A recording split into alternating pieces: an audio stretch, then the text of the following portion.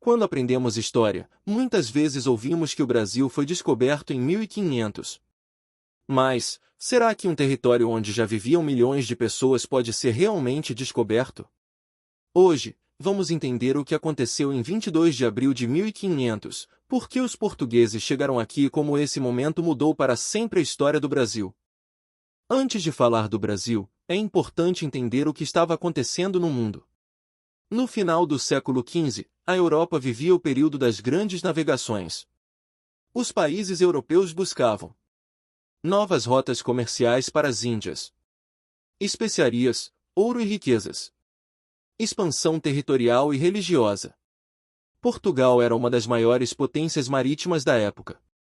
Já dominava rotas pelo litoral da África e queria chegar às Índias navegando pelo Oceano Atlântico. Em março de 1500, o rei de Portugal enviou uma grande frota com destino às Índias. A expedição era comandada por Pedro Álvares Cabral e contava com 13 embarcações, cerca de 1.500 homens, soldados, marinheiros, padres e comerciantes. O objetivo não era inicialmente chegar ao Brasil, mas sim alcançar as Índias e fortalecer o comércio português. Após semanas no mar, a frota avistou terras desconhecidas no dia 22 de abril de 1500. Essas terras ficavam no atual litoral da Bahia. Os portugueses acreditaram ter encontrado uma grande ilha e deram o nome de Ilha de Veracruz, que depois passou a se chamar Terra de Santa Cruz e mais tarde, Brasil.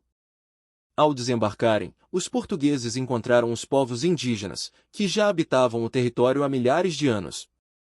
Esse primeiro contato foi marcado por curiosidade de ambos os lados, troca de objetos, escambo, tentativas de comunicação por gestos. Os indígenas não entendiam a ideia de posse da terra, enquanto os portugueses viam o território como algo que poderia ser dominado. Poucos dias após a chegada, os portugueses realizaram a primeira missa, celebrada pelo Frei Henrique de Coimbra. Esse momento simboliza a chegada do cristianismo ao território, o início da imposição cultural europeia, a ligação entre colonização e religião. Para os povos indígenas, essa cerimônia não tinha o mesmo significado religioso. Um dos documentos mais importantes desse momento é a carta escrita por Pero Vaz de Caminha, enviada ao rei de Portugal. Nela, ele descreveu a terra como fértil e abundante, os indígenas como bons e ingênuos, o potencial econômico da região. Essa carta é considerada o primeiro documento oficial da história do Brasil. Hoje, muitos historiadores questionam o termo descobrimento, porque o território já era habitado. Existiam culturas, línguas e sociedades organizadas. A chegada europeia trouxe doenças, violência e exploração. Por isso, muitos preferem usar expressões como chegada dos portugueses ao Brasil, início da colonização europeia. A partir de 1500, começam profundas transformações. Perda de terras indígenas, choque cultural, exploração econômica, escravização indígena e, depois, africana. Esse momento marca o início de um processo que moldou a sociedade brasileira.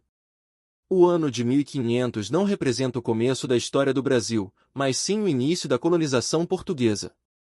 Entender esse momento nos ajuda a compreender nossas origens, conflitos e a diversidade cultural que existe até hoje.